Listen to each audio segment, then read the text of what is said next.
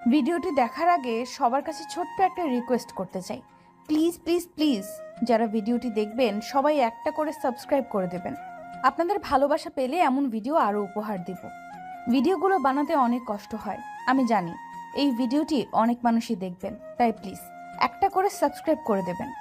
আর যারা আমাকে ভালোবাসে তারা সবাই একটা করে লাইক দিয়ে দেখিয়ে দিবেন লাভ ইউ অল। তো চলুন আজকের ভিডিওটি শুরু করা যাক। প্লিজ ভাইয়া, এমন করিস না আমার সাথে। প্লিজ আমাকে ছেড়ে দে, নয়তো আমি সমাজে মুখ দেখাতে পারবো না। কান্না করতেছি আর কথাগুলো বলতেছি, কিন্তু তাও আমাকে ছেড়ে দিচ্ছে না। আসলে ভাইয়ার কোনো দোষ না, আমি একটা ভুল করছি যার ফলে সাজা পাচ্ছি। ভাইয়া আমাকে ওনার মতো করে কিছুক্ষণ পর আমাকে ছেড়ে দিল। আমি এখনো কান্না করতে, আমি কল্পনাও করতে পারি নাই ভাইয়া আমার সাথে এরকম ব্যবহার করবে। যে ছেলেকে আমি জোর করে কিস করতাম, আজকে একটা ভুলের জন্য তার এতটা রাগ উঠবে। আর উঠবে নাই বা কেন, আমি যেটা করেছি কখনো মেনে নেওয়ার মতো না। আসলে এতক্ষণ যাকে ভাইয়া বলতেছিলাম উনি আমার ফুফুর ছেলে, আমার থেকে 3 বছরের বড়। চলেন আমার অতীত কিরকম ছিল একটু জেনে আসুন। আর কেনই বা ভাইয়া আমাকে জোর করে জঘন্য কাজটা করলেন আমার সাথে, সেটা জেনে আসুন। ফ্ল্যাশব্যাক। ওই কুত্তা, ওই বিড়াল, ওই হনুমান, তুই সবসময় আমার পিছনে লাগিস কেন রে? দেখ, তুই আমাকে গালি দিতে পারিস না। আমি তোর বড় ভাই হই, বুঝছিস? সবসময় সম্মান দিয়ে কথা বলবি, না হলে। কি আমার বড় ভাই রে, আমি তাকে সম্মান দিয়ে কথা বলবো? দূর, গিয়ে মর, ভাগ। তুই আমার চোখের সামনে আসবি না, বুঝছিস? ওই কুত্তি, তোর ওই মুখটা না আমার দেখতে ইচ্ছে করে না। তুই যে কেন বারবার আমার চোখের সামনে চলে আসিস বুঝি না। ইচ্ছা তো করে ঠাটিয়ে কয়েকটা থাপ্পড় মেরে তোর দাঁত ফালাইয়া দেই।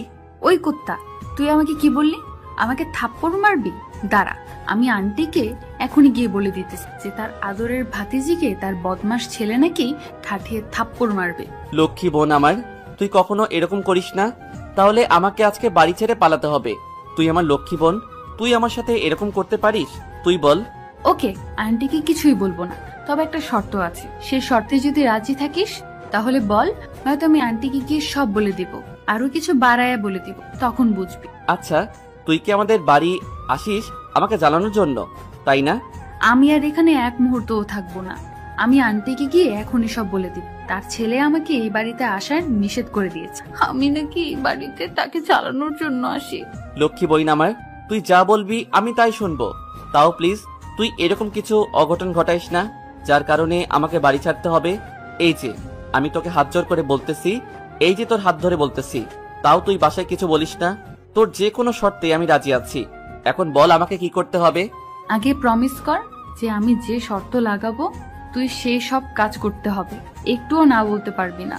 না বললে কিন্তু আমি সবকিছু আজকে। আরে লক্ষ্মী বইন আমার, তোর যে কোনো শর্তে আমি রাজি আছি। বল তুই কি করতে বলবি, আমি করে দিব।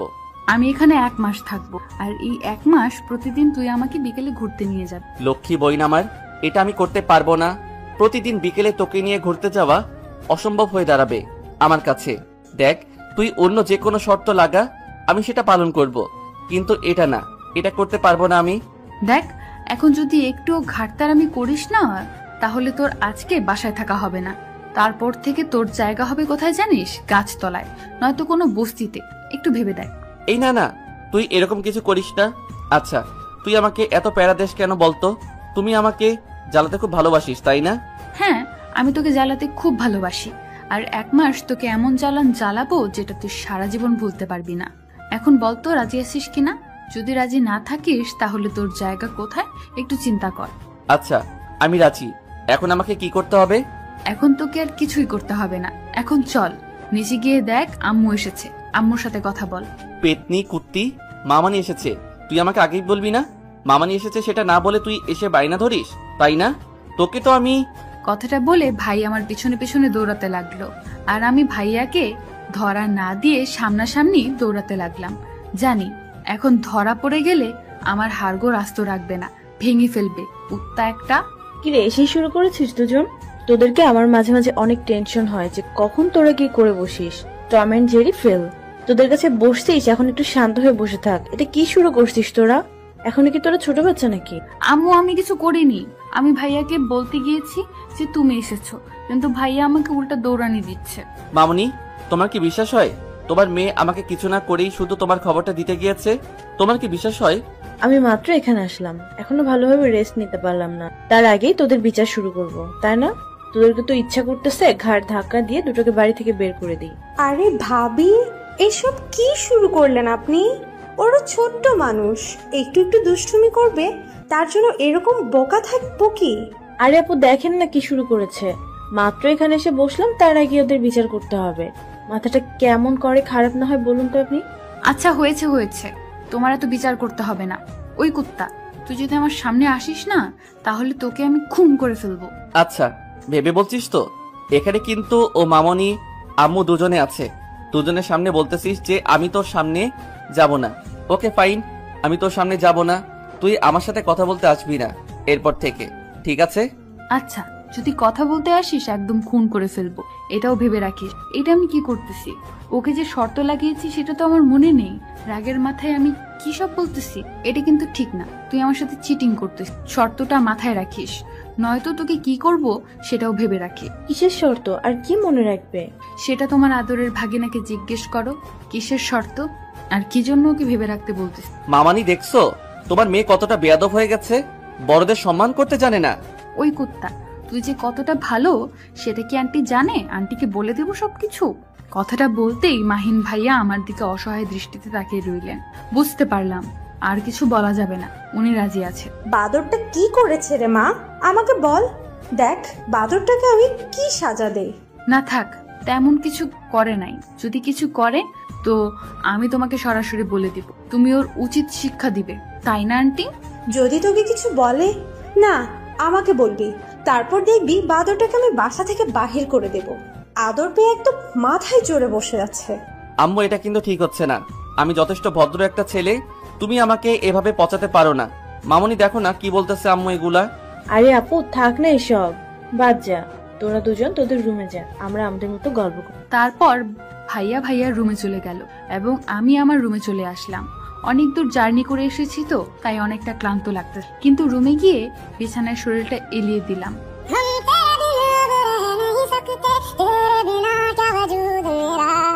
এই ফোনটার জন্য কি শান্তিতে একটু শুয়ে থাকতেও পারবো না? ফোনের স্ক্রিনে তাকিয়ে দেখি আমার বেস্টু ফোন দিছে। হ্যালো জানেমান, বলো কেমন আছো, কি করো, খাইছো নি, বয়ফ্রেন্ডের সাথে দেখা করতে গেছো নি? এই কুত্তি শয়তানের হাড্ডি, তুই এখন কোথায় রে? তোরে হাতের কাছে পাইলে উচিত শিক্ষা দিয়ে দেব, জানিস? আরে বাবা, আমি আবার কি করলাম? তুই আমার উপর এমন ক্ষেপে আছিস কি জন্য? জানেমান, তুমি জানো না তোমাকে ছাড়া আমার কিছুই ভালো লাগে না। দেখ এখন একদম ন্যাকামি করবি না। তুই করতে পারলি আমার সাথে এরকম?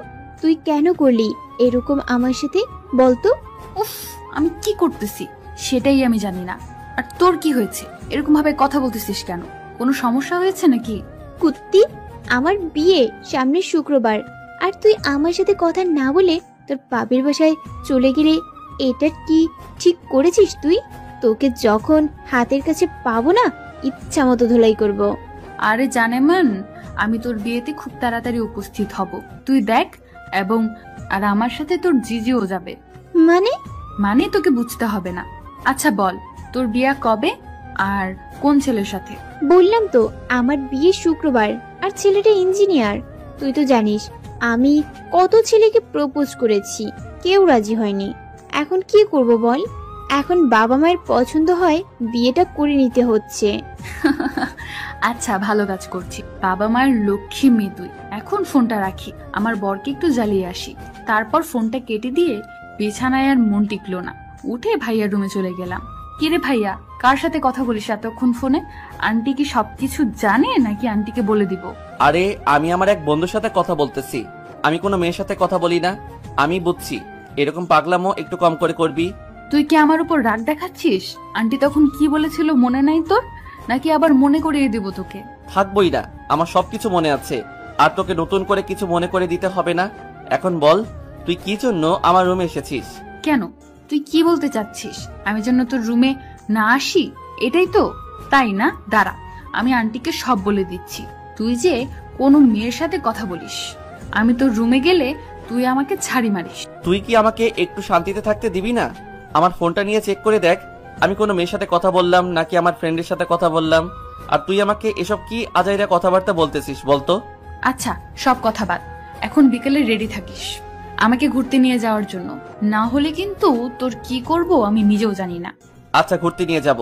এখন তুই আমার রুম থেকে আসতে পারিস, যখন সময় হবে আমি ঠিক তোকে নিয়ে যাব। এখন প্লিজ তুই এখান থেকে যা। ও বুঝছি, আমি এখান থেকে না গেলে তুই তো আবার কথা বলতে সমস্যা হয়। আমি কোনো মেয়ের সাথে কথা বলতেছি না, কিন্তু তোকে খুব বিরক্ত লাগতেছে এই মুহূর্তে। এত বকবক করিস কেন তুই? কত দেখি। আরে আল্লাহ রে, তুই এটা কি বললি? আমি বকবক করি? আমি বাসায়, তুই কি বলতে চাস তো শুনি। আমি কিছুই বলতে চাচ্ছি না এখন, তাই তোকে ভালোই ভালোই বলছি, তুই রুম থেকে বেরিয়ে যা, নয়তো তোকে আমি এখন কি করব নিজেও জানি না। কি বললি? আমি রুম থেকে বের হব না, দেখি তুই আমাকে কি করতে পারিস। কথাটা বলে আমি আরো এগিয়ে গেলাম। আমার এগিয়ে যাওয়া দেখে ভাইয়া আরো অনেক রেগে গেল। রেগে গিয়ে আমাকে একটা মেয়ে তার বিছানায় শুইয়ে দিল। আমাকে বিছানার উপর শুইয়ে দিয়ে ভাইয়া আমার উপর চড়ে বসলো। আমার হাত ভাইয়ার 2 হাত দিয়ে বিছানার মধ্যে চেপে রেখেছে, আমাকে একটু নড়াচড়া করতে দিচ্ছে না।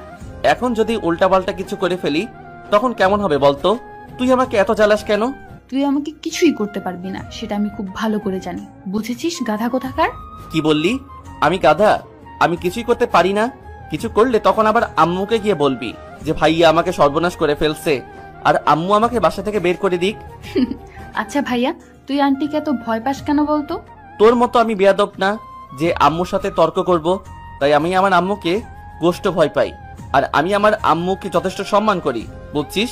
তুই কি বলতে চাচ্ছিস? যে আমি আমার আম্মুকে সম্মান করি না, তাই তো? তোকে আমি কথাটা বলে শক্তি দেখাতে লাগলাম, কিন্তু ভাইয়ের শক্তির সাথে পেরে উঠলাম না।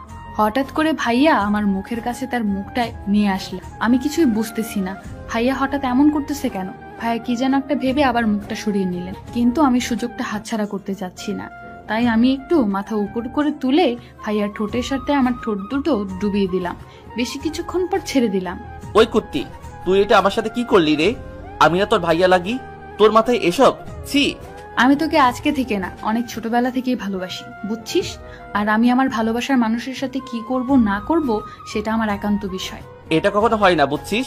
তুই আমার বোন হস, অন্য কিছু না যে তোর সাথে আমি রিলেশন করব। আমি তোকে আমার বর বানাবো, এটা যে কোনো মূল্যে, কথাটা মনে রাখি। আর যদি তোকে আমি না পাই না, আমি এই দুনিয়া ছেড়ে দিব। কথাটা বলে ভাইয়াকে ধাক্কা দিয়ে বিছানায় ফেলে দিয়ে আমি ভাইয়ার রুম থেকে চলে আসলাম। আজকে মনে মনে অনেক খুশি, কারণ ভালোবাসার মানুষের ঠোঁটের ছোঁয়া পেলাম। আজকে আমার অনেক দিনের স্বপ্ন এটা, কিন্তু আজকে সেটা পূরণ করে ফেললাম। কখনো ভাবতে পারিনি যে এরকম করে আমার স্বপ্নটা পূরণ হয়ে যাবে। আমি ভালো করে জানি ভাইয়া এত সহজে আমাকে মেনে নিবে না, এর জন্য আমাকে অনেক কাঠখড় পোড়াতে হবে। এখন দেখা যাক কোথায় গিয়ে দাঁড়ায়। সেদিনের মতো আর কিছুই হলো না। পরের দিন সকালে আমি ঘুম থেকে উঠে দেখি অনেকটা বেলা হয়ে গেছে। তাড়াহুড়ো করে রুম থেকে বেরিয়ে ভাইয়ার রুমে উকি দিয়ে দেখি ভাইয়ার রুমে নেই। মনটা একদম খারাপ হয়ে গেল। মন খারাপ করে ছাদে যাচ্ছিলাম, ছাদে গিয়ে দেখি ভাইয়া এক কোণে দাঁড়িয়ে সকালটা উপভোগ কর। আমি চুপি চুপি ভাইয়ার পেছনে গিয়ে ভাইয়াকে একটা খোঁটা দিলাম। আউস! কি রে, এত সকাল সকাল এখানে কি করিস? কোনো মেয়েকে দেখিস নাকি ছাদে এসে? সারাদিন তোর মাথায় কি এগুলি চলে? মাত্র ঘুম থেকে উঠলি আর এখনই শুরু করে দিলি? তোকে তো আমি... কথাটা বলে ভাইয়া আমাকে দৌড়ানি দিল, আর আমি দৌড়ে নিচে চলে আসলাম। নিচে এসে দেখি আন্টি সকালবেলার নাস্তা রেডি করতে। আন্টি কি কি আইটেম রেডি করতেছো? তোর আর ওই বদমাস ছেলেটার পছন্দের খাবারগুলো তাই রেডি করছি। উফ, তুমি শুধু আমার জন্য আমার পছন্দের খাবার রেডি করতে, তোমার ছেলের জন্য রেডি করতে গেলে কেন? আরে মা, তার জন্য তো কিছু করতে হয়, তাই না? আমি বুঝি তো, আমাকে তুমি একটুও ভালোবাসো, তোমার ছেলেকে এসব ভালোবাসো, তাই না আন্টি? সকাল সকাল সব কি শুরু করছিস তুই? হঠাৎ করে আম্মুর কড়া গলা শুনে আমি একটু ভয় পেয়ে গেলাম, কারণ আমিও হয়তো অনেকটা রেগে গেছে আমার ব্যবহারটা দেখে। এখন এখানে থাকা ঠিক হবে না। আমি চুপচাপ কনটাকে কেটে বললাম, কেটে পড়ে রুমে চলে আসলাম। রুমে এসে ফ্রেশ হয়ে নিলাম। রুম থেকে বের হয়ে দেখি ভাইয়া যেন কোথায় যাওয়ার জন্য রেডি হচ্ছে। আরে ভাইয়া, কোথায় যাচ্ছিস? গার্লফ্রেন্ডের সাথে দেখা করতে যাচ্ছিস নাকি? যেভাবে সাজুগুজু করেছিস। ওই কুত্তি, তুই আমার সাথে কথা বলবি না, আমার সামনে থেকে চলে যা বলতেছি। কেন রে, আমি তোর খাই না তোর পড়ি যে তোর কথা শুনবো? তুই যেটা বলবি আমি সেটাই করব। আমার ইচ্ছে হইতেছে আমি এখানে দাঁড়িয়ে আছি, আমার ইচ্ছে হইতেছে এখানে বক বক করি, তাই আমি করতেছি। তোর কি? দেখ, বেশি পাকামো করবি না, আমার সামনে থেকে সরে যা বলতেছি, আর আমাকে যাইতে দে। এই ভাই শোন না, তোর সাথে কথা আছে। আমার সাথে তুই এত রাগ করে কথা বলিস কেন বলতো? আচ্ছা বল শুনি, তোর কি কথা? তাড়াতাড়ি বল আমাকে, যাইতে হবে, দেরি হয়ে যাচ্ছে। আমার একটা বান্ধবীর বিয়ে আর আমি এখানে আছি। বুঝতে পারছি আমি কতটা কষ্টে আছি। আমাকে একটু সাহায্য করো না। তোর বান্ধবীর বিয়ে তোর কষ্ট হচ্ছে, ব্যাপারটা বুঝলাম না। এখানে কষ্টই আছিস মানে? আমরা কি তোকে ভাত না দিয়ে না খাইয়ে রেখেছি এখানে, নাকি কোনো কিছু ত্রুটি রেখেছি যার জন্য তুই এখানে কষ্টে আছিস? কুত্তা, তুই আমার মনটা বুঝতে পারতেছিস না। আমার কতদিনের বান্ধবী, তার বিয়ে হতে যাচ্ছে আর আমি তার বিয়েতে অ্যাটেন্ড করতে পারবো না। এর থেকে কষ্ট আমার আর কিছু আছে তুই বল? ও, এখন বুঝতে পারতেছি তোর ব্যাপারটা কি। এখন তুই বলতে চাচ্ছিস যে আমি যেন তোকে তোর বান্ধবীর বাসায় নিয়ে যাই, আবার সেখানে তোর সাথে থাকি, এবং তোর বান্ধবীর বিয়ে শেষ হলে আমি তোকে ওইখানে নিয়ে আসি, তাই তো? আরে ভাইয়া, তুই তো দেখি মনোবিজ্ঞানী। আমার মনের সব কথা তুই বুঝে নিয়েছিস। সো সুইট ভাইয়া। দেখ, আমি তোকে ওইখানে রেখে আসতে পারি, আবার গিয়ে তোকে নিয়ে আসতে পারি, কিন্তু তোর সাথে কখনো থাকা আমার পক্ষে কখনো সম্ভব না। আমি এখানে থাকতে পারবো না। আরে ভাইয়া, তোকে থাকতে হবে না, তুই আমাকে শুধু রেখে আসবি, আবার আমি ফোন করলে তুই নিয়ে যাবি। আগে তো তুই আমার সাথে চল, তারপর দেখ থাকিস না চলে আসিস। কি রে, কি বলতেছিস ট্যাপ ট্যাপ করে? যাক, যেই কথা আছে জোরে বল, এরকম ট্যাপ ট্যাপ করে বলার কিছু নেই। আরে ভাইয়া, কই কিছু না তো। তাহলে বিকেলে যাচ্ছি আমরা। তুই কোথায় যাচ্ছিস? একটু তাড়াতাড়ি চলে আসিস। ভাইয়া আর কিছু না বলে বেরিয়ে গেল, আর আমিও তাকে আর কিছু বললাম না। আমি খুশি মনে নাচতে নাচতে গিয়ে আমার সবকিছু ব্যাগে প্যাক করতে লাগলাম। আমার খুব খুশি লাগতেছে।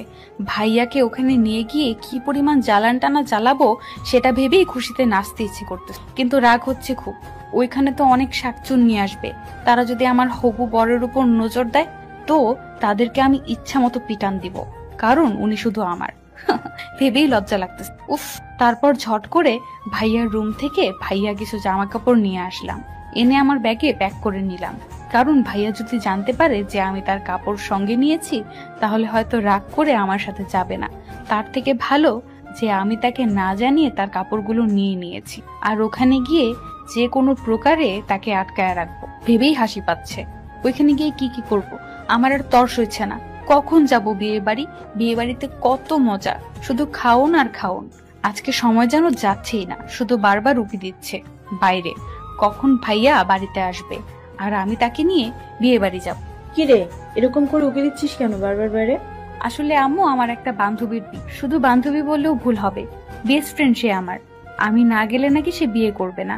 ভাইয়াকে বললাম আমাকে সেখানে নামিয়ে দিয়ে আসতে, শুধু বিয়েতে অ্যাটেন্ড করে চলে আসবো। বিয়ের বাড়িতে যাবি, তুই আমাকে আগে বলবি না? না হলে তো তোমার জন্য কিছু নিয়ে যেতে হবে নাকি? সেই জ্ঞানটুকু তো শূন্য হয়ে গেছে, এখন মাথায় কিছুই নাই নাকি? আরে আম্মু, আমরা তো এখন যাচ্ছি না, যখন যাব যাওয়ার পথে কিছু নিয়ে যাব। তাই আমি তোমাকে এখনো কিছু বলিনি, যখন যাব তোমাকে বলবো। তারপর চুপচাপ ওখান থেকে রুমে এসে গোসলটা সেরে নিলাম। গোসল শেষ করে জামা কাপড় পাল্টিয়ে ভিজা কাপড়গুলো ছাদে শুকাতে দিয়ে গেলাম। ছাদ থেকে নেমে এসে দেখি ভাইয়া বাসার ভেতর প্রবেশ করতেছে। ভাইয়াকে দেখে বোঝা যাচ্ছে অনেক ক্লান্ত আছে। এখন ডিস্টার্ব করা ঠিক হবে না, একটু রেস্ট নি, তারপর ডিস্টার্ব করা শুরু করব। এখন ডিস্টার্ব করতে গেলে রাগ করে না যেতে পারে, আর না গেলে তো আমার সব প্ল্যান ভেস্তে যাবে। একটু পর দেখলাম ভাইয়া আমার রুমে আসলো। বুঝলাম না আজকে সূর্য কোন দিকে উঠছে যে ভাইয়া আমার রুমে। তুই কি রেডি আছিস? কোথায় যাবি? তাড়াতাড়ি রেডি হয়ে নে, তোকে ওইখানে নামিয়ে দিয়ে এসে আমার কিছু কাজ আছে, সেগুলো কাজ করতে হবে। আমি বুঝতেছি না, ভাইয়া আজকে আমার সাথে এত ভালোবেসে তার উপর আবার ভদ্র হয়ে কথা বলতেছে। কি হয়েছে ভাইয়া? তুই ঠিক আছিস তো? তোর শরীর ঠিক আছে তো, নাকি অসুস্থ হয়ে গেছি? কি সব আবল তাবল কথা বলতেছিস? আমার তো সব মাথার উপর দিয়ে চলে যাচ্ছে। দেখ, আমি চাই না তোর সাথে আর কোনো খারাপ ব্যবহার করতে, তাই তুইও আমার সাথে ভালোভাবে ব্যবহার করবি। আর এখন ন্যাকামো না করে তাড়াতাড়ি রেডি হয়ে নে, তোকে নামিয়ে দিয়ে এসে আমার কিছু কাজ আছে, সেগুলো করতে হবে। তাই বলতেছি তাড়াতাড়ি নে, একটু লেট হলে আমি আর যাইতে পারবো না। দূর, আমি ভাবতেছি একটা আর উনি ভাবতেছে অন্যটা। তুই যতই বাহানা দেখাস না কেন, আমি তোকে ওখানে আটকে রাখবো যে কোনো প্রকারে। তারপর আমি আমার ভাইকে কিছু না বলে চুপচাপ রেডি হইলাম, কারণ বেশি কথা বললে বিপরীত হতে পারে। তাই কোনো কথা বলা ঠিক হবে না, একটু চুপচাপ বলো বেরিয়ে যাবে, পরে দেখা যাবে কি হয়। বাড়ি থেকে বেরোনোর সময় আম্মু আর আন্টিকে বলে বেরিয়ে পড়লাম ভাইয়াকে সাথে করে নিয়ে। এখন আমার মাথায় শুধু এটাই চলছে, ভাইয়াকে ওখানে কিভাবে আটকিয়ে রাখবো, কারণ ভাইয়াকে আটকে রাখতে না পারলে আমি মজা করতে পারবো না। উফ, একটা আইডিয়া মাথায় চলে আয়, যাতে করে যেন আমি ভাইয়াকে ওখানে আটকে রাখতে। ভাবতে ভাবতে গাড়ি যে কখন বিয়ের বাড়িতে উপস্থিত হয়েছে আমি টেরই ভাবনার জগতে এতই মগ্ন ছিলাম। নে, এসে পড়েছি, জলদি নেমে যা। এত তারা কিসের? তুই নেমে আমার সাথে আয়, আমাকে বাসার ভেতরে রেখে তারপর তুই যাবি। তুই কি ছোট বাচ্চা নাকি যে তুই হাঁটতে পারিস না? তোকে হাত ধরে ধরে বাসার ভেতরে নিয়ে যেতে হবে? দেখ, সবাই কিন্তু আমাদের দিকে তাকিয়ে আছে। এখন আমি চাচ্ছি না কোনো প্রকার ঝগড়া করতে। ভাই, তুই কোনো প্রকার ঝগড়া না করে আমার সাথে চলে আয়। আচ্ছা, তোর মতলবটা কি রে? তোকে দেখে বোঝা যাচ্ছে তুই কোনো না কোনো ফোন দিয়ে এঁটেছিস এখানে। দেখ, তুই আমাকে সবসময় সন্দেহ করতে পারিস না। তোকে আমি ভেতরে আসতে বলেছি, আর সবাই কিন্তু আমাদের দিকে কিরকম ভাবে তাকিয়ে আছে। আমার কিন্তু খারাপ লাগতেছে। ভাইয়া আর কিছু না বলে চুপচাপ আমার সাথে ভেতরে আসতে লাগলো। আমি ইচ্ছা করে আমার পেট থেকে শাড়িটা সরিয়ে পেট সবাইকে দেখিয়ে দেখিয়ে হাঁটতেছি। বিয়ে বাড়ি, বোঝাই তো যাচ্ছে অনেক ছেলে পেলের আনাগোনা। সবাই আমার দিকে কোন নজরে তাকিয়ে আছে। হয়তো ভাইয়া সেটা বুঝতে পারছে। আমি পেছন করে ভাইয়ার দিকে তাকিয়ে দেখি ভাইয়ার রেগে মেগে আগুন। ভাইয়ার চোখের দিকে তাকানো যাচ্ছে না। মনে হয় ওই চোখ দিয়ে আগুনের শিখা এসে আমাকে শেষ করে দিবে। ভাইয়া কিছু না বলে চুপচাপ জোরে হেঁটে এসে আমার হাত ধরে টেনে হিচড়ে নিয়ে যেতে লাগলো। সবাই আমাদের দিকে অবাক দৃষ্টিতে তাকিয়ে আছে। কি রে, তুই বিয়ের বাড়িতে এসেছিস কি সবাইকে তোর পেট দেখিয়ে বেড়াইতে? কি করব বল, আমাকে তো শাসন করার মতো কেউ নেই, তাই আমার যেটা ইচ্ছা সেটাই করব। আর তুই তো এখন চলে যাচ্ছিস, তারপর ভেবে দেখ আমি আরো কত কি করতে পারি। মানে তুই বোঝাতে যাচ্ছিস আমি এখান থেকে চলে যাওয়ার পর তুই সব ছেলের সাথে লুতুপুতু করবি, তাই তো? আমি লুতুপুতু করতে যাব কেন? তারাই তো আমাকে। থাক ওসব কথা বলতে নি, তোর নাকি কাজ আছে, তুই চলে যা। তো তুই কি মনে করছিস তোকে পাহারা দেওয়ার জন্য আমি এখানে থাকবো? এটা কি হয়ে গেল? আমি তো ভাবলাম যে না, জেরাস ফিল করবে আর আমাকে সবার থেকে আলাদা রাখার জন্য ভাইয়া এখানে থেকে যাবে। আমার তো প্ল্যান কাজে দিল না। এখন কি করা যায়? আচ্ছা, তুই তোর মতো এনজয় কর, তোর যেটা খুশি সেটাই কর, আমার কিছু যায় আসে না, বুঝছিস? তুই যেটা ভেবেছিস সেটা কখনোই না। আর আমি এখন বাসায় যাচ্ছি। কথাটা বলে ভাইয়া চলে যেতে লাগলো। এই ভাইয়া, তুই এখানে বান্ধবীর সাথে যদি দেখা করে না যাস, তাহলে আমার বান্ধবী আমাকে ইচ্ছা মতো পিটানি দিবে। প্লিজ, আমার জন্য অন্তত তুই আমার বান্ধবীর সাথে দেখা করে যা। তুই যেমন পেতনি, তোর বান্ধবীটা ঠিক তোর থেকেও বেশি পেতনি, তাই তোর পেতনি বান্ধবীকে দেখার থেকে না দেখাই ভালো।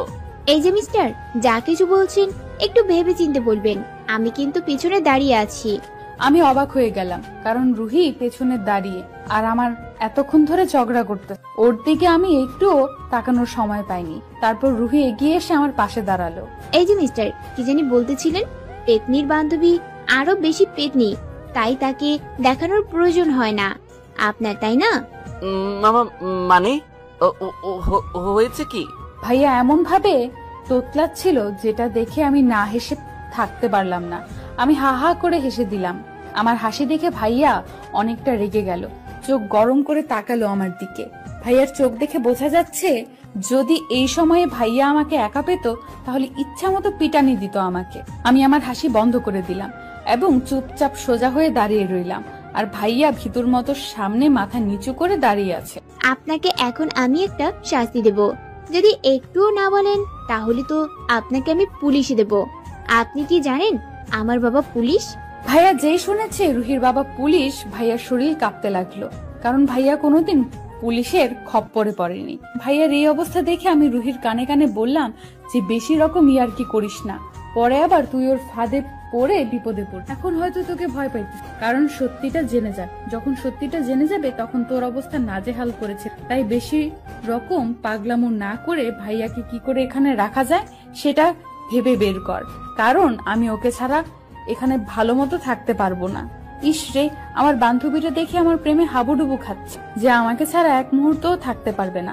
আমার কানে ফিসফিস করে বলল রুহি, আচ্ছা ভাইয়া, আপনাকে তেমন কোনো শাস্তি দেওয়া হবে না। আপনার শুধু কাজ হবে, আমার যেহেতু বিয়ের 3 দিনের আয়োজন, কালকে গায়ে হলুদ, পরশুদিন বিয়ে, আর আপনাকে পরশুদিন সন্ধ্যা পর্যন্ত এখানে থাকতে হবে। মানে এটা আবার কোন ধরনের শাস্তি? আমি যেহেতু আপনাকে পেতনি বলেছি, সেহেতু আপনি হয়তো 2-1 থাপ্পড় দিবেন আমাকে দিয়ে আমাকে ছেড়ে দিন, আমি চলে যাচ্ছি, কিন্তু আমি এখানে থাকতে পারবো না। ওকে মিস্টার, আপনাকে এখানে থাকতে হবে না, তাহলে জেল হাজতে গিয়ে থাকেন এই 3 দিন। আমি আব্বুকে বলে দিচ্ছি। প্লিজ ভাইয়া রাজি হয়ে যা না, এখানে থাকাটাই বেটার হবে। জেলে গিয়ে থাকতে পারবি না, মশার কামড়, তারপর আবার কত রকম জঘন্য মানুষ থাকে ওখানে। আমি থাকতে পারি, তবে একটা শর্ত আছে। আমি আমার মতো থাকবো, তবে আমি কারো কোনো কথায় চলতে পারবো না। আমার ইচ্ছা মতো আমি এখানে থাকবো। পরশুদিন সন্ধ্যা হলে আমি এখান থেকে চলে যাব। তারপর রুহি আমাকে আর ভাইয়াকে নিয়ে উপরে চলে গেল। ভাইয়াকে একটা রুম দেখিয়ে দেওয়া হলো। ভাইয়া এই রুমে থাকবে আর আমি রুহি একসাথে থাকবো, কারণ আমাদের তো আলাদা মজা আছে। আমার মনে এখন লাড্ডু ফুট, কারণ ভাইয়াকে এই 3 দিনে এত পরিমাণ জ্বালাবো, যেটা হয়তো এই 3 দিন আমার কাছে স্পেশাল হয়ে থাকবে। সেদিন রাতে আর কোনো মজা হলো না, সবাই খাওয়া দাওয়া করে ঘুমিয়ে পড়লাম। পরের দিন সকালবেলা আমি ভাইয়ার রুমে গিয়ে দেখি ভাইয়া এখনো ঘুমিয়ে আছে। ভাইয়ার ঘুমানোর স্টাইলটা অনেক মজাদার, কেমন হাত পা ছড়িয়ে ছিটিয়ে ঘুমিয়ে আছে। এই ভাইয়া, সকাল হয়ে গেছে, উঠে পড়। দেখ, ডিস্টার্ব করবি না। সকাল সকাল আমি পরে উঠবো, এখন পারবো না।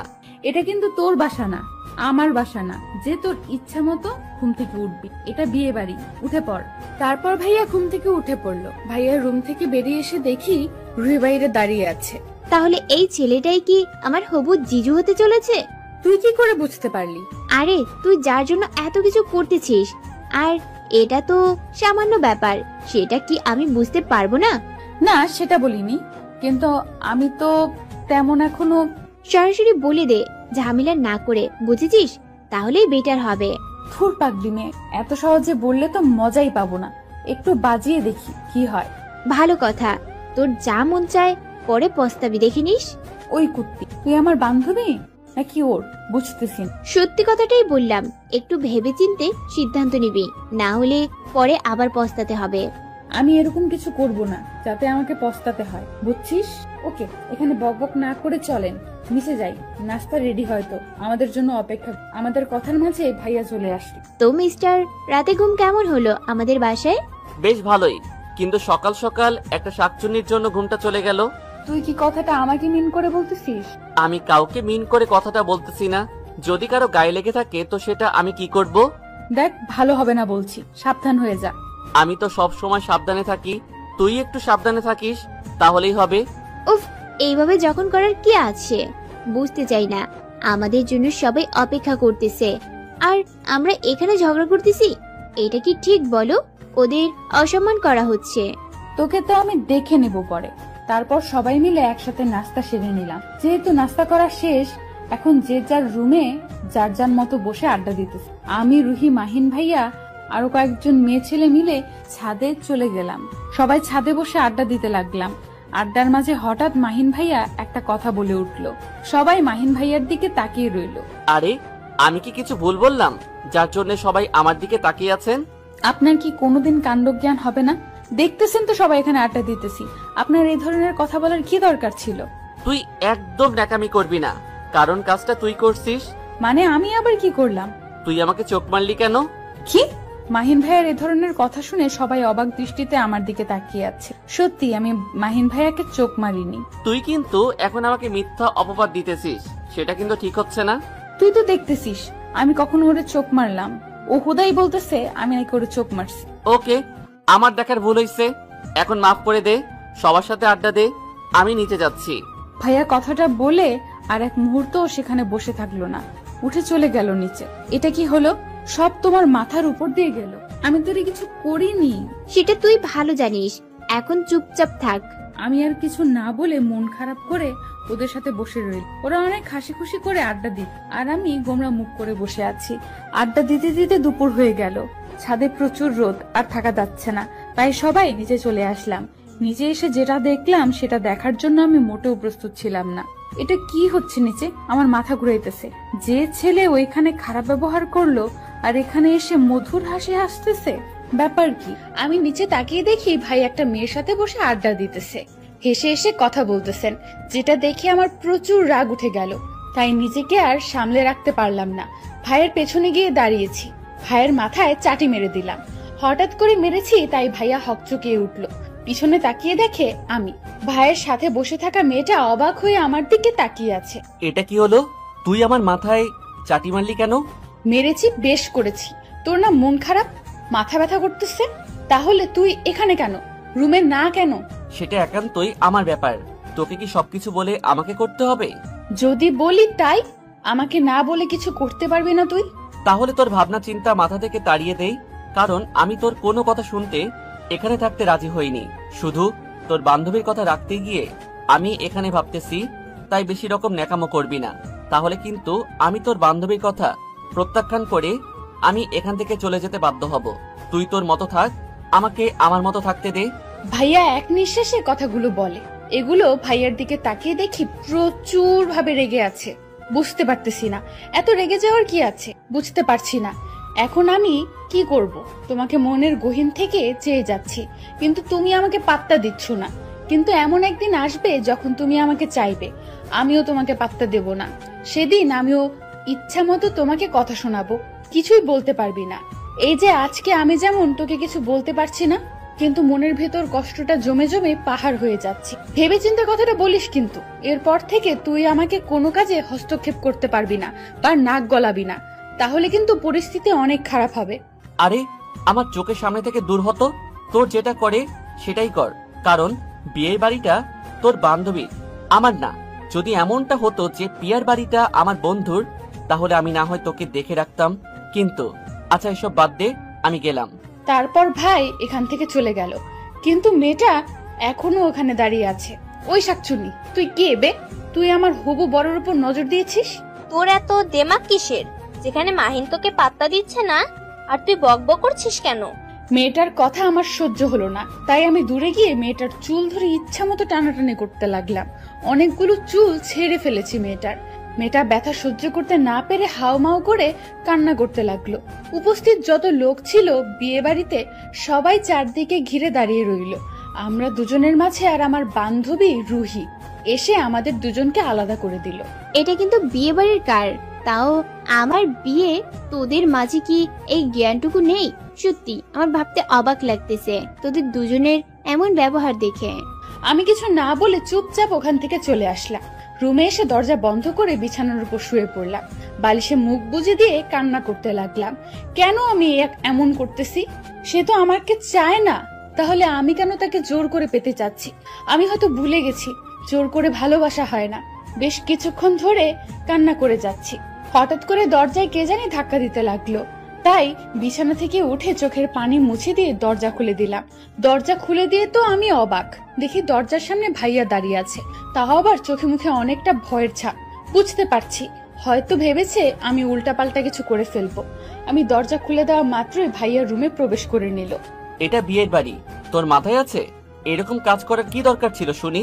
আমি কিছু না বলে চুপচাপ দাঁড়িয়ে আছি। কিরে, কথা বলিস না কি জন্যে? আমি তোমাকে কিছু জিজ্ঞেস করেছি, উত্তর দে। তুই এমনটা কি জন্য করলি? এটা বিয়ের বাড়ি। আমি জানি না, আমি কিছু বলতে পারবো না। তুমি আমার রুম থেকে চলে যাও। বেশি বকবক করবি না, ঠাটিয়ে থাপ্পড় মারবো। চিনিস তুই আমাকে? তোকে সেই পিচ্চি কাল থেকে চিনি, নতুন করে আবার কি চিনবো? হ্যাঁ, কত বড় সাহস হয়েছে আবার মুখে মুখে তর্ক করিস আমার সাথে? 100 বার তর্ক করব, তাতে তোর কি? আমার সামনে থেকে চলে যা বলতেছি। একদম ন্যাকা ষষ্ঠী সাজতে যাবি না। আমার যা ইচ্ছে আমি তাই করব। তুই তো একটু আগে বলে এসেছিস, তাহলে এখন আবার? তাই বলে তুই যা খুশি তাই করে বেড়াবি? যদি এই কথাগুলো আন্টির কানে যায়, আন্টি তো আমাকে প্রশ্ন করবে, আর তার জবাবদিহিতা করতে হবে আমাকে। তুই যেটা ভেবে ভয় পাইতেছিস সেরকম মেয়ে আমি না। আমি কখনো নিজের ক্ষতি করব না, তাই তুই নিশ্চিন্তে ঘুমাতে পারিস। কালকে বিয়ে, আজকে না ঘুমাতে পারলে কালকে তুই আবার মেয়েটাকে দেখতে পাবি না, কারোর সাথে কথা বলতে পারবি না। কত সুন্দরী সুন্দরী মেয়ে আসবে বিয়ে বাড়িতে, তাদের সাথে আপনার লাইন ক্লিয়ার করে নিস। সেটা তোকে বলতে হবে না, আমারটা আমি দেখে নিব, তোরটা তুই দেখ। এখন ঘুমিয়ে পড়। আমি তো ঘুমিয়ে পড়বো, তোকে বলতে হবে না। তুই আমার চোখের সামনে থেকে চলে যা, তাহলে আমার ঘুম চলে আসবে। ওকে, যাচ্ছি, তবে নিজের কোনো ক্ষতি করার চেষ্টা করবি না, তাহলে তোকে তো আমি। কথাটা বলতে বলতে ভাইয়া রুম থেকে বের হতে নিলেই আমি ভাইয়াকে ধাক্কা দিয়ে রুম থেকে বাহির করে দিয়ে রুমের দরজা বন্ধ করে নিলাম। তোর বক বক শোনার আমার সময় নেই, ঘুম পাচ্ছে খুব, ঘুমাবো। Good night. একটু একটু হলেও আমার প্রতি তোর টান তৈরি হচ্ছে, কালকে দেখ কি হয়। পরের দিন হালকা রোদের ঝিলিক মুখের উপর পড়তেই ঘুমটা চলে গেল। বাইরে অনেক চেঁচামেচি হচ্ছে, বিয়ে বাড়ি বলে কথা, মেহমান দিয়ে ভর্তি বাড়ি। সবাই যে যার মতো গল্প করতেছে, আড্ডা দিতেছে। তাই আমি আর রুমে শুয়ে না থেকে দরজা খুলে বাইরে তাকিয়ে দেখি অনেক লোকজনের সমাগম। পিচ্চি ছেলে মেয়ে দৌড়াদৌড়ি করতে, ছোটাছুটি করতে চায়, তাদের মাঝে অন্যরকম একটা আনন্দ হচ্ছে। আমরা ছোট থাকতে এরকম করতাম, সেই দিনগুলোর কথা এখনো মনে পড়তেছে। আমাদেরকে যখন আমাদের বাবা মা কোনো বিয়ে বাড়িতে নিয়ে যেত, আর সেইখান থেকে যত পিচ্ছি পোলাপান ছিল সবার সাথে আড্ডায় মেতে উঠতাম আর এদের মতো দৌড়াদৌড়ি করতাম। কিন্তু এখন আর সেই দিনগুলো নেই। বয়সের সাথে সাথে মানুষের রুচিগুলোর পরিবর্তন আসে। ছোটবেলার এত কষ্ট ছিল না না পাওয়ার বেদনা বা যন্ত্রণা, এরকম কোনো অনুভূতি ছিল না। কিন্তু মানুষ যখন আস্তে আস্তে বড় হতে থাকে তার সাথে অনেক কিছু জড়িত থাকে। ছোটবেলায় আমরা ভাবতাম কবে বড় হব, বড় হয়ে বিয়ে করব, তারপর শ্বশুর বাড়ি যাব, কত মজা করব, আনন্দ করব। আমি যখন ছোট ছিলাম তখন ভাবতাম বড়দের মতো সুখী এই পৃথিবীতে আর কেউ নেই। আর এখন আমরা বড় হয়েছি, এখন আমাদের ভাবনা ছোটদের মতো কেউ সুখী হতে পারে না। আর ছোটবেলার সেই স্মৃতিগুলো আমাদের জীবনের সাথে রয়ে যায়, কখনো ভোলা সম্ভব হয় না সেই স্মৃতিগুলো। আনমনা হয়ে কথাগুলো ভাবতেছি আর হাঁটতেছি, হঠাৎ করে হোঁচট খেয়ে পড়ে যেতে নিলেই কেউ আমাকে পেছন থেকে আমার হাতটা ধরে ফেলে, আর আমি অল্পতেই বেঁচে যাই। আমি চোখ বন্ধ করে রয়েছি। আমি তো ভেবে নিয়েছি এই হয়তো আমার নাক মুখ ফেটে গেল, হয়তো এখন আমাকে হসপিটালে নিয়ে যেতে হবে। আমি প্রচন্ড ভয় পেয়ে গেছিলাম। আমাকে কে ধরে ফেললো সেটা দেখার জন্য পিছনে তাকিয়ে দেখি অনেক সুন্দর একটা ছেলে আমার হাতটা ধরে আছে, আর মুখে হাসি রেখে স্পষ্ট বোঝা যাচ্ছে বুড়ো দুটো কুচকে আমার দিকে তাকিয়ে আছে কেমন মায়াবী চোখে। এই যে মেয়ে, দেখে শুনে হাঁটতে পারেন না, চোখ কি বাসায় রেখে আসছেন নাকি?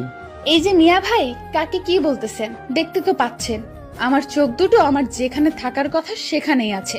আপনি কি আপনার চোখ বাসায় রেখে এসেছেন নাকি? কি ভুলভাল কথাবার্তা বলতেছেন বুঝতেছি না। কি ঝগড়াটে মেয়ে রে বাবা, কোথায় ধন্যবাদ দেবে আমাকে, তা না করে উল্টো আমাকে ঝাড়ি দিচ্ছে। আমি ঝগড়াটে মেয়ে? এই মিয়া, কি বলতেছেন? আমি আপনার সাথে ঝগড়া করেছি তাই না? আপনার সাহস কত বড়, আপনি আমাকে ঝগড়াটে মেয়ে বলেন? আপনি জানেন আমি কে? আরে আমি কখন বললাম? আপনি কি মনে করেন আমি কানে কম শুনি? আমি কানে ঠিক শুনি, তাই মিথ্যা বলার চেষ্টা করবেন না, বুঝছেন? বুঝলাম, আবার কেরাসও খাইলাম। মানে কি বললেন? জোরে বলেন। কিছু না, বাই। ছেলেটা চলে গেল। আমি ওর নিচে না গিয়ে রুমে চলে আসলাম ফ্রেশ হওয়ার জন্য। এইদিকে ঘুম থেকে উঠে ফ্রেশ হয়ে নিচে এসে দেখি অনেক লোকের কোলাহল, সবাই বিয়ে বাড়ি নানা ধরনের কাজে ব্যস্ত। আমি শুধু একমাত্র ব্যক্তি যে কোনো কাজ করতে চাই না, শুধু হুদাই ঘুরে বেড়াচ্ছি, কোনো কাজ কাম নাই। আমি কোনো কাজ কাম নাই, তাই শুধু ঘুরে ঘুরে বাড়িটা পরিদর্শন করতেছি। কোথায় কিভাবে বাড়িটা সাজাচ্ছে, কোন দিকটা সব থেকে সুন্দর লাগতেছে, আমি শুধু এটাই ফলো করতেছি। আর কোন দিকে আমার খেয়াল নেই। পিচি পোলাপানগুলো দৌড়াদৌড়ি করতেছে, ছোটাছুটি করতেছে, একা একাই ঘুরতেছি। এখানে তো আমি তেমন কাউকে চিনি না, আর যার ফলে এখানে নিজেকে এতিমেতি মনে হচ্ছে। চুপচাপ এক সাইডে একটা চেয়ার নিয়ে বসে পড়লাম। কিছু স্যাড সং ছিল, সেগুলো চালু করে শুনতেছি। আমি মনে হয় একমাত্র ব্যক্তি যে বিয়ে বাড়িতে এসে স্যাড সং শোনা। আমি বেশ মনোরম পরিবেশ, অনেক ভালো লাগতেছে পরিবেশটা। সকালবেলা রোদের ঝিলিক, মৃদু বাতাস, আর আমি গাছের ছায়ায় বসে আছি। সবকিছু মিলিয়ে পরিবেশটা আমার কাছে অনেক সুন্দর লাগতেছে। হঠাৎ করে একটা মেয়েরই কণ্ঠ ভেসে এলো আমার কানে। এই যে মিস্টার, ছ্যাঁকা খেয়েছেন বুঝি? মানে কি বোঝাতে চাচ্ছেন আপনি আমাকে? আজব ব্যাপার, আমি এখনো প্রেম করলাম না, আবার ছ্যাঁকা খাইলাম কবে? তার থেকে বড় কথা হলো মেয়েটাকে আমি যেখানে বসে আছি সেখানে তো কাউকে আসার কথা না। এইখানে নির্জন একটা পরিবেশে বসে যেভাবে স্যাড সং শুনতেছেন, যে কেউ বুঝতে পারবে। আপনার এমনটা কেন মনে হলো আমি কি জানতে পারি? সেটা আমি বলতে যাব কেন? আপনার গান প্রমাণ দিচ্ছে, সেটা নতুন করে বলার কি আছে? আপনাদের মতো কিছু মেয়ের জন্য আজকে দেশটার এই অবস্থা, বুঝতে পারছেন? এই যে মিস্টার, নিজের মুখে একটু সামাল দিয়ে কথাগুলো বলবেন, বুঝছেন? তাহলে আপনি কিছু না জেনে না শুনে হঠাৎ এরকম একটা মন্তব্য করার কারণ কি? না, আমার জানা মতে যারা ছ্যাঁকা খায় তারাই তো স্যাড সং শোনে, তাই না? আজব বাংলাদেশি, আজব আমজনতা। স্যাড সং শুনলে কি প্রেমে চাকা খেতে হয়? এই যে মিস, শুনেন আমি কি বলি। স্যাড সং শুধু চাকাগরদের জন্য নয় শাখা, কিছু মানুষের ভালো লাগে তাই তারা শুনে। আমি যে একা শুনি তা না, এরকম আমার মতো হাজারো ছেলে পাবেন যারা প্রেমে চাকা না খেয়ে কেউ স্যাড সং শুনতে পছন্দ করে। নিজেকে নিয়ে আপনি এত অহংকার করেন? আপনি আমার একটা ভুল মন্তব্য করলেন। আমি আপনাকে কি বোঝাতে চাইছি আর আপনি কি বুঝলেন? আমি আপনাকে পরে দেখে নেব, কথাটা মাইন্ডে রাখেন। কথাটা বলে মেয়েটা হনহন করে চলে গেল। আমাকে আর কিছু বলার সুযোগ দিল না। এ কেমন বিপদে পড়লাম। মানুষকে ভালো কিছু বলতেও নেই, ভালো কিছু বললে নাকি সেটা আবার অহংকার দেখানো হয়। আজব মানুষ, আজব পৃথিবী, আজব বাংলাদেশ। আমি ওর ওইখানে বসে না থেকে ওইখান থেকে উঠে বাসার ভিতরে যাওয়ার জন্য হাঁটতে শুরু করলাম। হাঁটতেছি, কথা ভাবতেছি, মেয়েটা যে কথাগুলো বলে গেল, কিছু জানে না, শোনে না, বোঝে না। হঠাৎ রিয়াকশন করে বুঝলাম না, আজব ধরনের মেয়ে। হাঁটতে হাঁটতে ওর বাসার ভিতরে প্রবেশ করলাম। ভিতরে গিয়ে তো আমি বেশ বড়সড় অবাক যে মেয়েটা আমার সাথে একটু আগে তর্ক করে আসলো, সেই মেয়েটা একটা ছেলেকে আমাকে দেখিয়ে দিচ্ছে। বুঝলাম না ব্যাপারটা কি। আমি ওই দিকে ভ্রুক্ষেপ না করে আমাকে যে রুমটা দেখিয়ে দেওয়া ছিল থাকার জন্য, আমি সেই রুমে চলে গেলাম। রুমের ভিতরে গিয়ে দেখি শাকচুন্নিটা বসে আছে। আমি ফ্রেশ হয়ে এসে ভাইকে খুঁজতেছি, কোথাও পাচ্ছি না, তাই ভাইয়ের রুমে এসে বসে আছি। এখন তার দেখা মিলল। কোথায় গেছিল জনাব জানি না, হঠাৎ করে রুমের ভেতর প্রবেশ করলো। এই যে মিস্টার ভাইয়া, এটা কিন্তু তোমার এলাকা না যে যেখানে খুশি সেখানে চলে যাবে। আমি কি তোর মতো বাচ্চা নাকি যে আমি কিছু জানি না, চিনি না? দেখ, এখন তোর সাথে কোনো প্রকার তর্ক করার আমার ইচ্ছা নাই। নিচে আয়, নাস্তা করতে হবে। সবাই আমাদের জন্য অপেক্ষা করতেছে, আর মহাশয় নিরুদ্দেশ হয়ে গেছে। আমি একটু বাইরে গেছিলাম পরিবেশটা দেখার জন্য। পরিবেশটা বেশ ভালোই আছে, কিন্তু কিন্তু কি? কিছু না, চল নিচে যাই, নাস্তা করে আসি, তারপর গল্প করব। ওকে কথাগুলো বলা ঠিক হবে না, হুদাই গিয়ে ঝগড়া লাগাই দিবে। তারপর ভাইয়া সহ নিচে আসলাম। নিচে এসে দেখি সবাই যে যার মতো আড্ডা দিতেছে। আমরা গিয়ে সবাই নাস্তা করে নিলাম। চলো সবাই একটু বাইরে থেকে হাঁটাহাঁটি করে আসি, তারপর তো আর আমি তোমাদের সাথে আড্ডা দিতে পারবো না। আজকে থেকে আমি আমার ইচ্ছা মতো চলতে পারবো না, কারণ আমি এখন থেকে পরাধীন। এতদিন স্বাধীন ছিলাম। কি করবি বল, এটাই মেয়েদের জীবন। কেউ যুদ্ধ করে স্বাধীন হয়, আর আমরা ইচ্ছে করে পরাধীন হই। সেটা পুরোটা নির্ভর করে তোমাদের উপর, কারণ তোমরা যদি তোমাদের স্বামীদের সাথে ভালো ব্যবহার করো, কখনো তোমাদের স্বামী তোমাদের সাথে খারাপ ব্যবহার করবে না। আর ছেলেদের একটু রাগ বেশি হয়, তো তার সাথে যদি তোমার তাল মিলিয়ে ঝগড়া শুরু করে দাও, তাহলে তো সমস্যা। ছেলেরা বুঝি ধর তুলসী পাতা, তাদের কোনো দোষ থাকে না? আমি কি একবারও বলছি যে ছেলেদের কোনো দোষ থাকে না? বলতে হয় না, তোর কথাই বোঝা যাচ্ছে তুই কি বলছিস। দেখ, আজকে আমার বিয়ে, অন্তত আজকে তোরা ঝগড়াটা বন্ধ করে রাখ। কালকে বাসায় গিয়ে দুজনে ঝগড়া করে নিস। আজকে অন্তত দুজন ভালো থাক। তারপর শুধু আড্ডা হলো, আর কোনো প্রকার ঝগড়া করলাম না দুজনে, কারণ নিজে একটা মান সম্মানের ব্যাপার আছে। আড্ডা দিতে দিতে দুপুর হয়ে গেল। বর পক্ষ নাকি বিকাল 5টায় আসবে, তাই সবাই রুমে চলে আসলাম। বিয়ে বাড়িতে অনেক মেয়ে এসেছে, যে যার মতো সাজতে লেগে গেল। বিয়ে বাড়ি বলে কথা, মেয়েরা যদি না সাজে তাহলে কি বিয়েটা জমবে নাকি? আমি নীল শাড়ি পরলাম, নীল শাড়ির সাথে ম্যাচিং করা নীল ব্লাউজ পরলাম, কপালে ছোট একটা টিপ দিলাম, 2 হাত ভর্তি নীল চুড়ি, চুলগুলো এক সাইড দিয়ে ছেড়ে দিলাম। আমি ইচ্ছে করে নাভি বের করে রাখলাম, শাড়িটা নাভির এক সাইড দিয়ে পরে নিলাম। শাড়ির কুচিগুলো অনেকটা নিচে গুজে দিলাম, যাতে করে সম্পূর্ণ পেটটা দেখা যায়। এসব করতেছি তারও অন্যতম কারণ আছে, কারণ ছাড়া তো আর আমি এমনি এসব করতেছি না।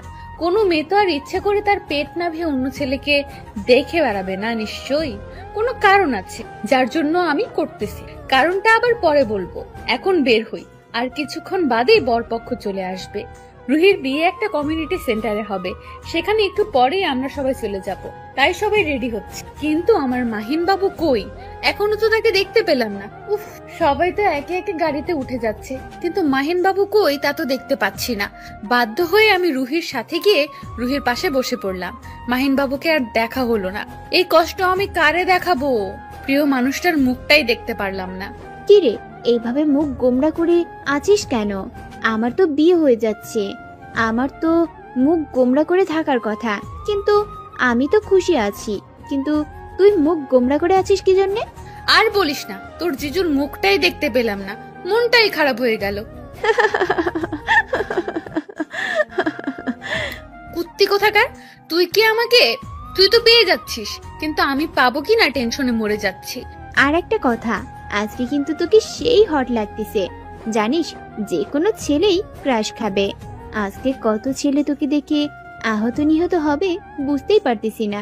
দেখ, একদম ফাজলামি করবি না, আজকে তোর বিয়ে, নয়তো তোকে এতক্ষণে মেরে তক্তা বানিয়ে দিতাম। এই জন্যই তো যত খুশি তত তোকে পচাচ্ছি।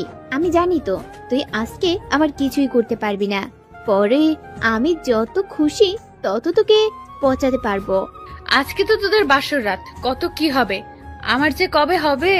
চিন্তা করিস না, আমি হবু জিজুকে বলে দেব তোকে আজকে একটু আদর করে দিতে, যাতে যেন আমার সাথে সাথে তোর বাসর রাতটা হয়ে যায়। বক বক করিস না, পরে কথা বলার শক্তি হারিয়ে ফেলবি, চুপচাপ থাক। বেশ কিছুক্ষণ পরে আমরা সবাই কমিউনিটি সেন্টারে পৌঁছালাম। সবাই হই হুল্লোড় করতে লাগলো। আমরা সব মেয়েরা এক সাইডে চলে আসলাম আর ছেলেরা এক সাইডে চলে গেল। আমার চোখ শুধু খুঁজতেছে মাহিনকে, কিন্তু মাহিন তো এখানে নেই। তাহলে কি মাহিন ভাই এখানে আসে নাই, নাকি আসলে তো আমার চোখে একবার হলেও পড়তো। কিন্তু আমার খুব টেনশন হচ্ছে, যদি ভাইয়া না আসে তাহলে আমার সব প্ল্যান ভেস্তে যাবে। আরে এইদিকে সবাই গেল কোথায়? বাসায় দেখি কেউ নাই। বেশ বড়সড় অবাক হয়ে গেলাম। বিয়ে বাড়িতে অথচ কেউ নেই, ব্যাপার কি? কোনো অঘটন ঘটলো না তো? আবার বাসায়? আমি তো ঘুমিয়ে গিয়েছিলাম। না, কারো কোনো সারা শব্দ পাচ্ছি না। তাই বাসা থেকে বাহিরে চলে আসলাম। বাহিরে এসে দেখি গেটে দারোয়ান আছে। আমি আর দেরি না করে তাড়াতাড়ি দারোয়ানের কাছে চলে গেলাম। আচ্ছা আঙ্কেল, বাসায় কি কিছু হয়েছে? বাসায় তো কেউ নেই। কি বলো বাবা, তুমি জানো না সবাই তো কমিউনিটি সেন্টারে চলে গেছে, আর তুমি এখনো বাসায় আছো কি জন্য?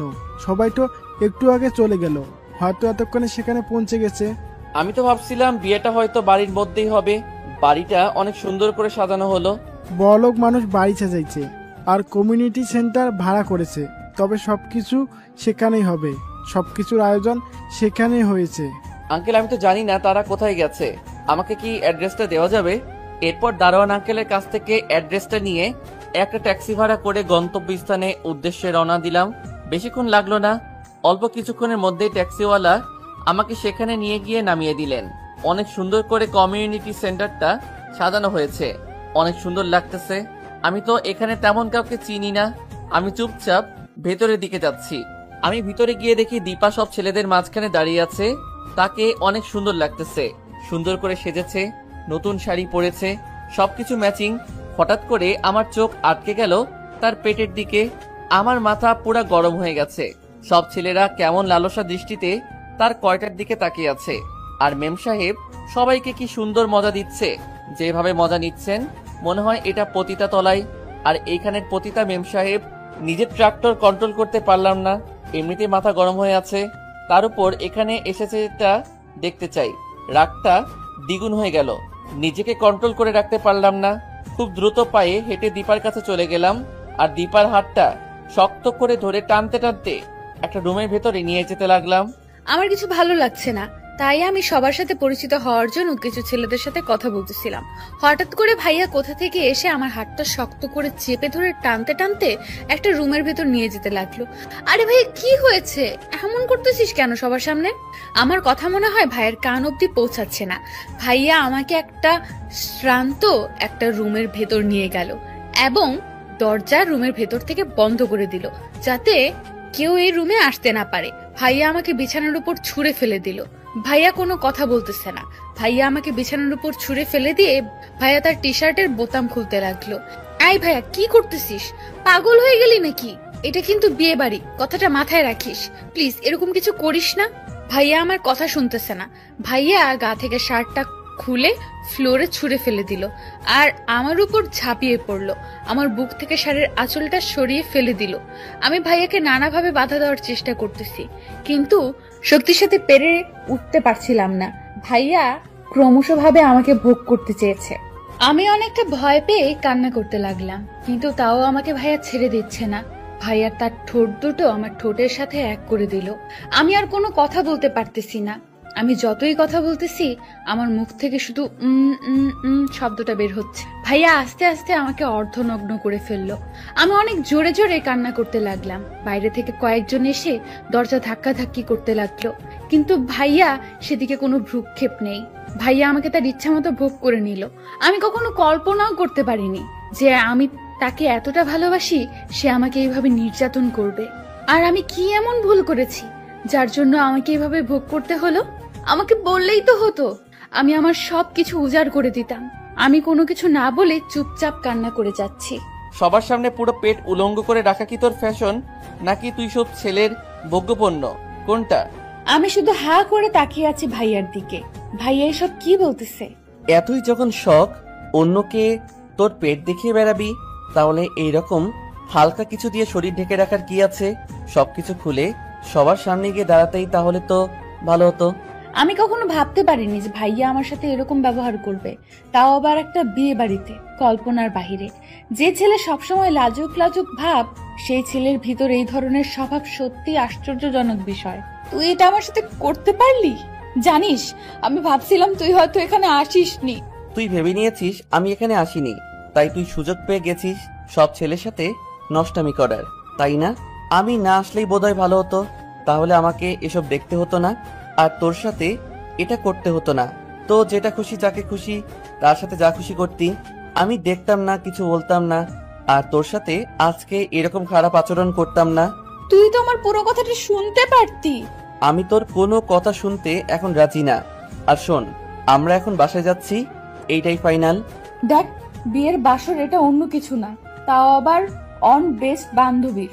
আমি চাই না আমার জন্য আমার বান্ধবীর উপর কোনো রকম প্রভাব পড়ুক, তাই বলতেছি আমি তোর হাতটা ধরতে চাই, প্লিজ। এরকম কিছু সিনক্রেট করিস না যাতে করে আমার বান্ধবীর মান ইজ্জত নষ্ট হয়ে যায়। আমাকে কিছুক্ষণ সময়, যে বিয়েটা শেষ হলেই আমরা চলে যাব, তখন আর এখানে। দেখ, এটাই বললে তো পারতিস যে তুই ছেলেগুলোর সাথে আবার আড্ডা দিতে চাস, তাহলে তো আর আমি তোমাকে বাধা দেব না। আমি এখন চলে যাচ্ছি, তোর যা খুশি তাই কর। আর আন্টির যদি আমাকে কিছু জিজ্ঞেস করে তো আমি বলবো তুমি বিয়ে শেষ করে তারপর আসবে। আমার একটা জরুরি মিটিং ছিল, তাই আমি চলে এসেছি। ব্যাস, হয়ে গেল, আর কিছুই করা লাগবে না।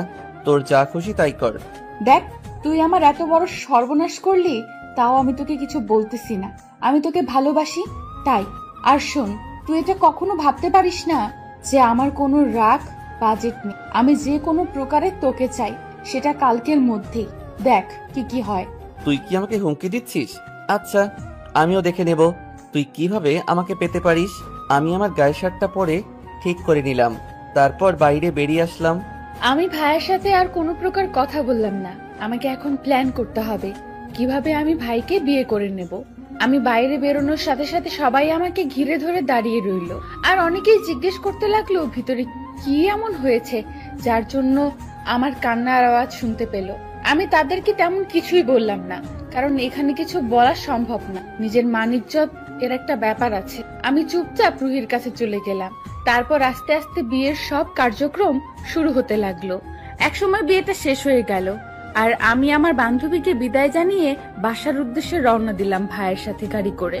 গাড়িতে যতক্ষণ ছিলাম কেউ কারোর সাথে কথা বলিনি।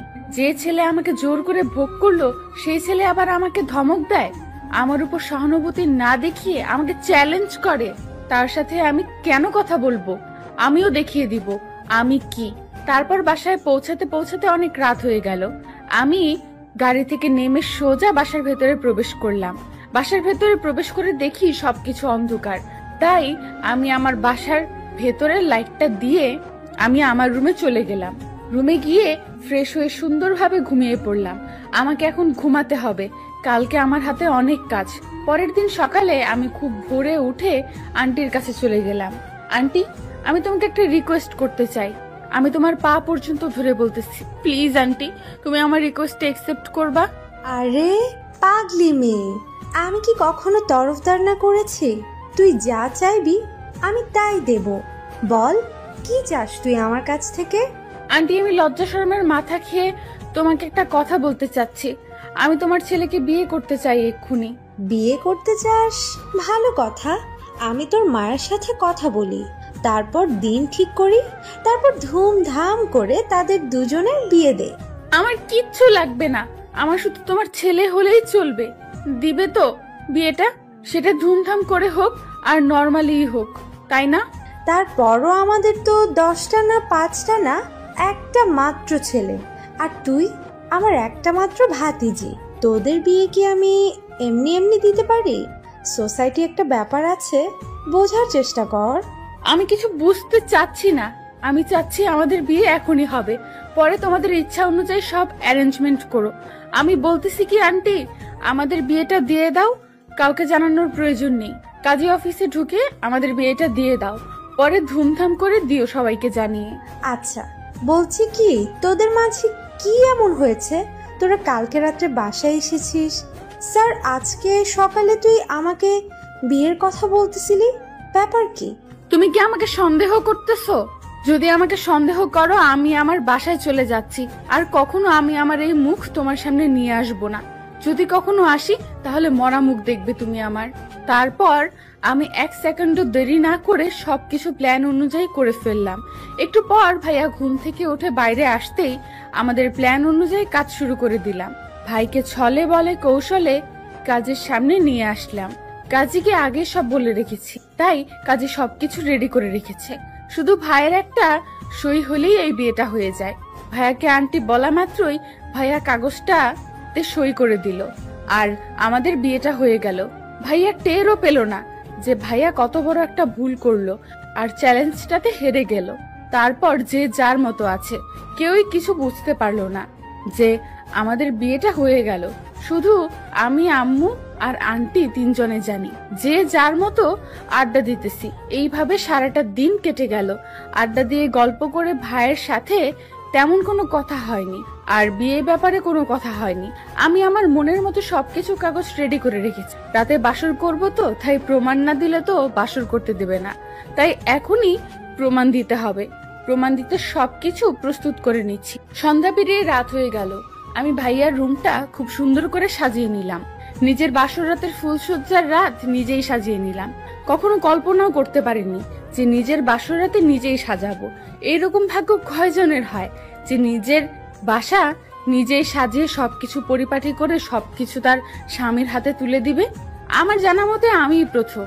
ভাইয়া ডিনার করে এসে দেখে আমি নববধূ সাজে বিছানার মাঝখানে বসে আছি।